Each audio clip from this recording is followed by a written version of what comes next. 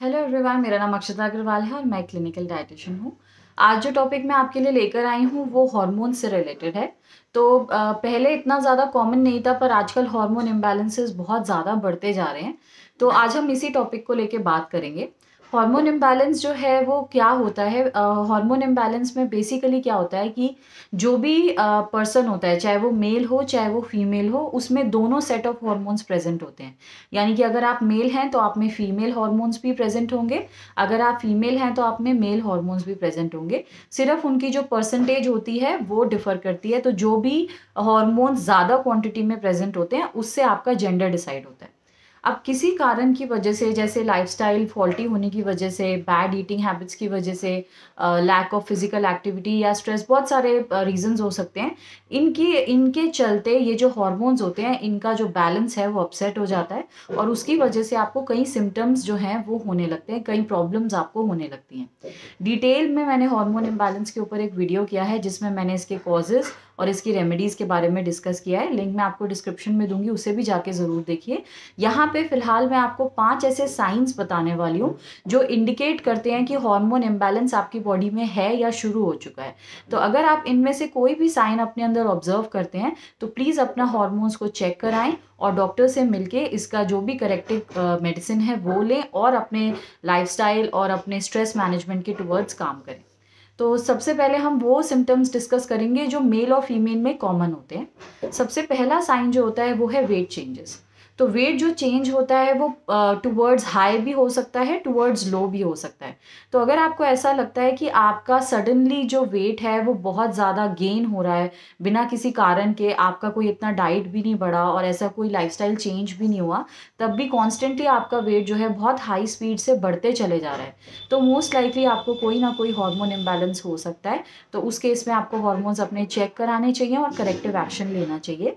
ऐसे ही अगर आप बिना किसी कारण के आपका वजन लगातार घटता चला जा रहा है without making any special effort, तो भी आपको हार्मोन इम्बैलेंस हो सकता है और ये मेल और फीमेल दोनों में कॉमन है। तो इस केस में आपको अपने हार्मोन्स चेक कराने चाहिए। सेकेंड साइन हो सकता है रिलेटेड टू हेयर हेल्थ। अब जब भी आपके हार्मोन्स चेंज होते हैं तो हेयर के ऊपर भी उसका डायरेक्ट इफेक्ट आता है। तो हेयर चेंजेस आप ऑब्जर्व करने लगेंगे, जैसे हेयर थिनिंग होने लगेगी, हेयर फॉल होने लगेगा या फिर हेयर की ग्रेइंग होने लगेगी। तो अगर इन तीनों में से कुछ भी हो रहा है और उसका एक प्रॉपर रीज़न आप नहीं समझ पा रहे हैं कि क्यों ये आपके साथ हो रहा है, तो आप इस केस में हार्मोन्स चेक करा सकते हैं। There is a very high chance कि हार्मोन चेंजेस की वजह से आप ये चीज़ें एक्सपीरियंस कर रहे हो। अगला जो साइन हो सकता है वो है पिगमेंटेशन। पिगमेंटेशन क्या होता है? कोई स्किन के जो एरियाज होते हैं वो दूसरे एरियाज से ज़्यादा डार्क हो जाते हैं, इसको हम लोग पिगमेंटेशन कहते हैं। तो ये जो पिगमेंटेशन है ये भी हार्मोन इम्बैलेंस का एक इंडिकेटर है। ज़्यादातर ये किन एरियाज में होता है? जैसे नोज़ के साइड पे जो जगह है, लिप्स के साइड में जो जगह है, नेक के पीछे हो जाता है, अंडर आर्म्स में हो जाता है, बेली के नीचे हो जाता है। तो अगर आपको ऐसा लगता है कि आपकी बॉडी में कुछ एरियाज नॉर्मल स्किन टोन से ज़्यादा डार्क हो रहे हैं, वहाँ पे एक ब्लैकनेस आ रही है, तो फिर आपको अपने हॉर्मोन्स चेक कराने चाहिए। ये भी हार्मोन इम्बैलेंस का एक साइन हो सकता है। अगला जो हार्मोन इम्बैलेंस का साइन हो सकता है वो है मूड स्विंग्स। अब ज़्यादातर लोग ऐसा सोचते हैं कि जो मूड स्विंग्स होते हैं वो सिर्फ फीमेल्स के साथ होते हैं और जब उनके पीरियड्स आने वाले होते हैं या जब उनको मेनोपॉज हो जाता है उस समय पे होते हैं, पर ये सच नहीं है। मूड स्विंग्स मेल और फीमेल्स दोनों को होता है। और जैसे आपको चिड़चिड़ापन रह रहा है, आप हर छोटी बात पे ओवर रिएक्शन दे रहे हो, आपको एंगर जल्दी जल्दी आ रहा है, बहुत ज़्यादा वॉलेटाइल हो गए हो, छोटी छोटी बात पे आप रिएक्ट कर रहे हो, बहुत ज़्यादा लो फील कर रहे हो, बिना किसी कारण के सैड फील कर रहे हो, तो ये सारे हार्मोन इम्बैलेंस का एक साइन हो सकता है। ये जो मूड स्विंग्स हैं फ्रॉम हाई टू लो, ये आपको शो कर सकते हैं कि आपके कोई ना कोई हार्मोन्स जो हैं वो अपसेट हो रहे हैं। तो ये मेल्स में भी हो सकता है। तो अगर ऐसा कुछ आप ऑब्जर्व कर रहे हैं तो अपने हार्मोन्स चेक कराना एक अच्छा आइडिया है। फाइनली हम वो साइंस डिस्कस करेंगे जो सिर्फ फीमेल रिलेटेड हैं, जो मेल्स के अंदर नहीं होते। तो इसमें सबसे पहला जो साइन है वो है पीरियड्स इरेगुलर होना। तो जो एक स्टैंडर्ड साइकिल होती है वो 28 से 35 दिनों की होती है, इवन 40 दिनों तक भी नॉर्मल माना जाता है।